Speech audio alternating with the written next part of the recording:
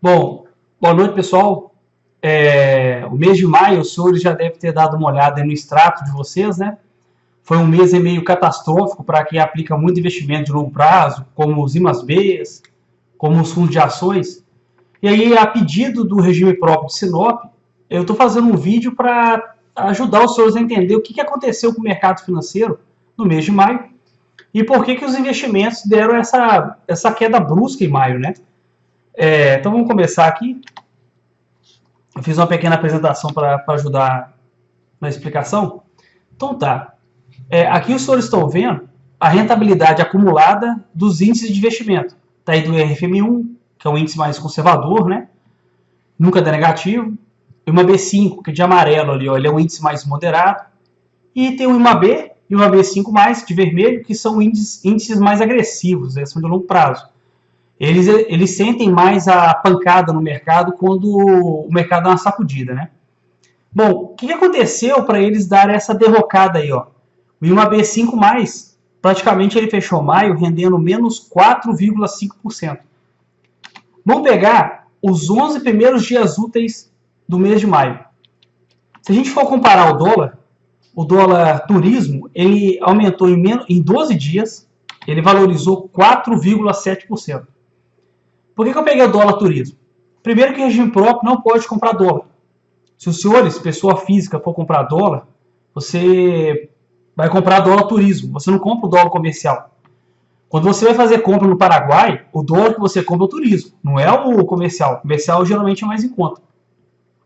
Então, quer dizer, em 12 dias, o dólar aumentou em 5%. Quem já viu as palestras nossas, eu sempre falo o seguinte, quando o dólar sobe, os IMAs caem. Quando o dólar cai, os IMAs sobem. Como a gente está vendo o dólar valorizar ali praticamente 5% em 11 dias, a gente tem os fundos IMAs até o dia 16, rendendo mais ou menos menos 1,5%. Vou falar para vocês que essa queda foi até pequena, viu?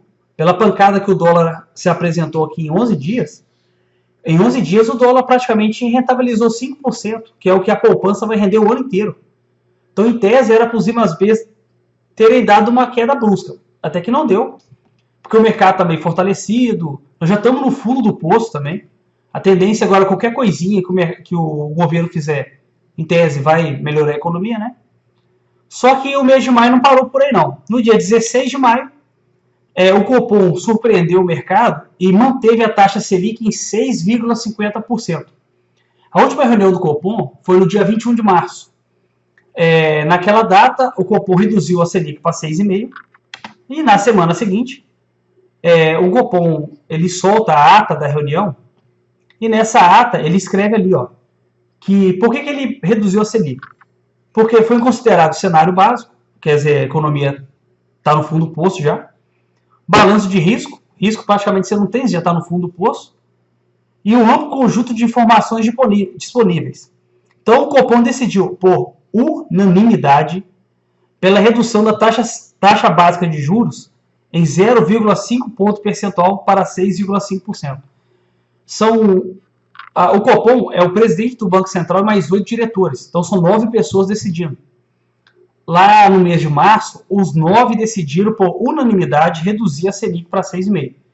Quando o Copom começa a ter divergência entre seus membros, geralmente essa decisão de redução ou de manutenção ou de aumento da Selic, ela tem uma parte que é contra, outra a favor. Quando é unânime, a tendência é que na próxima reunião você continua tendo a sequência, que no caso era a queda. Então, o mercado estava esperando que a Selic reduzisse de novo no dia 16 de maio. Mas o Copom decidiu, e por unanimidade, manter a Selic 6,5%. Isso acabou surpreendendo o mercado, por isso que a gente vê ali os fundos IMAs, principalmente o IMAB5+, tendo uma queda do dia 16 até o dia 18, 19. No dia 18, a gente tem alguns grupos ligados aí a transporte reivindicando a redução do óleo diesel. Porque como hoje a Petrobras ela faz uma política de paridade da cotação do barril do petróleo internacional, se o dólar aumenta, automaticamente você também aumenta o barril do petróleo. Como hoje 30% do diesel no Brasil a gente está comprando de fora, Isso acabou causando impacto no preço dos combustíveis. E aí, dia 18 de maio, teve algumas manifestações aí solicitando redução do óleo diesel, né? O governo atendeu e a partir do dia 21 de maio iniciou então a greve dos caminhoneiros, que aí deu uma crise de desabastecimento no país. Por isso que aí o IMAB voltou a despencar. Então a gente teve o IMAB 5+, fechando o mês de maio em menos 4,5%, o IMAB fechando aí em menos 3%, e o IMAB 5, que é moderado, quando ele dá negativo, geralmente ele dá menos 0,5%, menos 0,8%, ele fechou em menos 1,5%. Então observa, quando o dólar deu aumento de 5%, até o dia 16, o IMAB 5 fechou com menos 0,5%. Depois disso, como continuou tendo notícias não tão agradáveis, eles continuaram reduzindo aí, né? E aí o mês de maio a gente praticamente comeu todo o ano, todo o ganho que a gente teve no ano inteiro. Abrindo um pouco esses gráficos, analisando 2018 inteiro, de janeiro até maio, a gente pode ver como que o mês de maio comeu todo o nosso ganho. A linha branca ali embaixo é o ponto zero. A gente está vendo uma queda ali em fevereiro, uma pequena queda, depois o mercado se recuperou. O que foi essa queda? Bom, mais ou menos lá na metade de fevereiro, o governo resolveu suspender a reforma da Previdência. Com isso, os investidores reposicionaram sua visão a longo prazo e aí os IMAs deram uma pequena queda. Como não foi nada muito ligado à economia, eles começaram a recuperar. Pela situação que estava, se você tem uma notícia dessa aí de suspensão da reforma da Previdência, era para ser uma lástima. Como nós já estamos no fundo do poço, mas uma notícia ruim dessa aí não ia influenciar em nada. Depois nós temos ali no mês de abril, os IMAs voltando a ter uma pequena desvalorização. Isso foi ocasionado por uma pequena alta do dólar.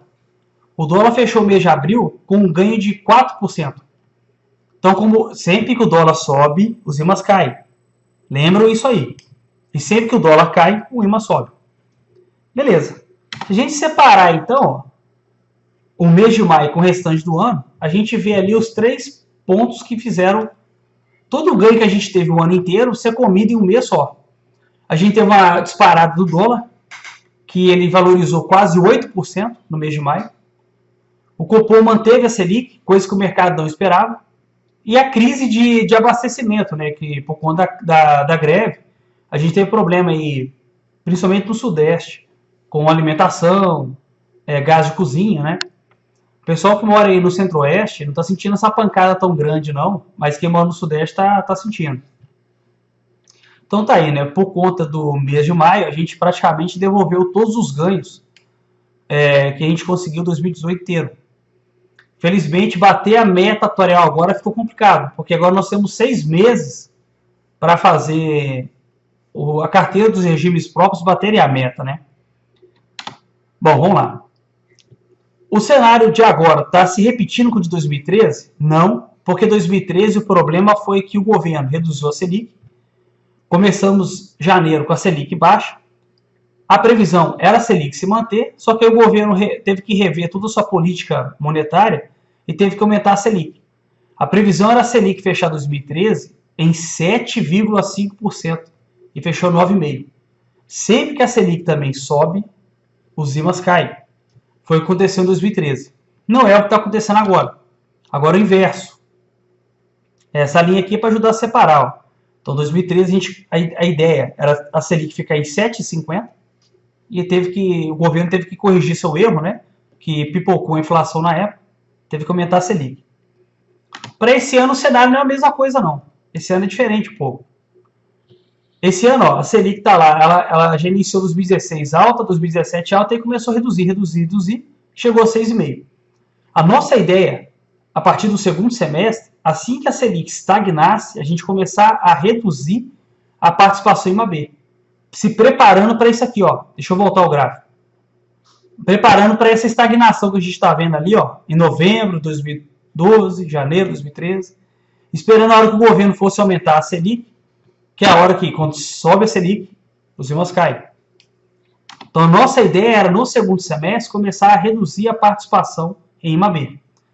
O problema é que o mês de maio veio antecipando essa ideia nossa, né? Mas lembrando, mas não caiu por conta do aumento da Selic. Foi outros fatores que aconteceu isso, né? Bom, para ajudar os senhores a entender, eu peguei aqui a carteira de um fundo de investimento do Banco Itaú, chamado Itaú Institucional Alocação Dinâmica. Banco do Brasil também tem um, alocação dinâmica, é o mesmo processo. Peguei o Itaú para ficar mais fácil. Ali no mês de março, a carteira de investimento desse fundo, que tem mais ou menos 1 bilhão e 500 milhões, ele aplica em 3 fundos de investimento. O Itaú Verso, renda fixa referenciada DI, que é atrelado ao DI, quer dizer, nunca dá negativo.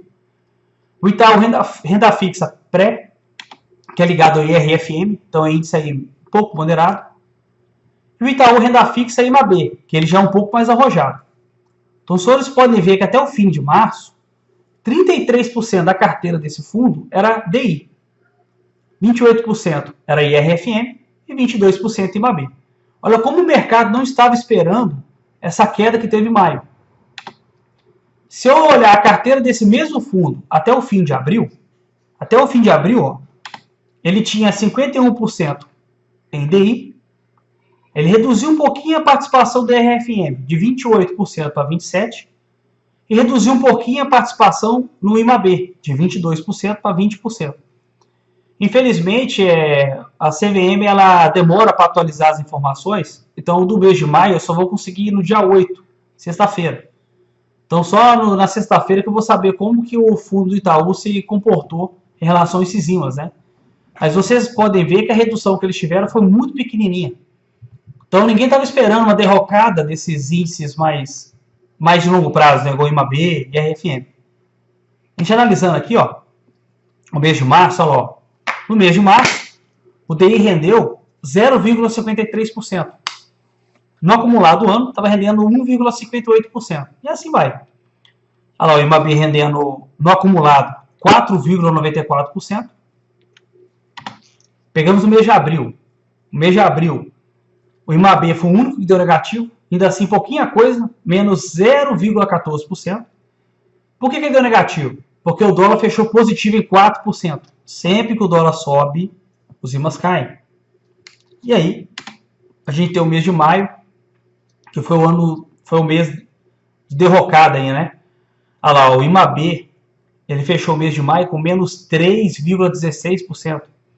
Então, o ganho que a gente conseguiu até abril de 4,79% praticamente foi comido. E o IMAB até o fim de maio está rendendo 1,48%. Como hoje, no dia 5 de junho, o dólar teve um aumento drástico, a tendência é que os IMABs no dia de hoje, no dia 5 de junho, também vão amargar perda. Não tem como não. Bom, infelizmente, isso aqui é para a gente fechar a participação, né? O ano passado, no mês de maio, a gente viu os fundos IMAB em um dia só comer praticamente todo o ganho que teve até o mês de maio, em 5 meses. Quer dizer, em um dia só nós perdemos 5 meses. Essa queda que os senhores estão vendo aí na apresentação foi o dia que estourou a notícia da gravação do Joesley Batista com o Michel Temer. Então, quer dizer, isso aí, o mercado estava achando que o presidente da República até pedir renúncia ou algo desse tipo, o impeachment dele, né?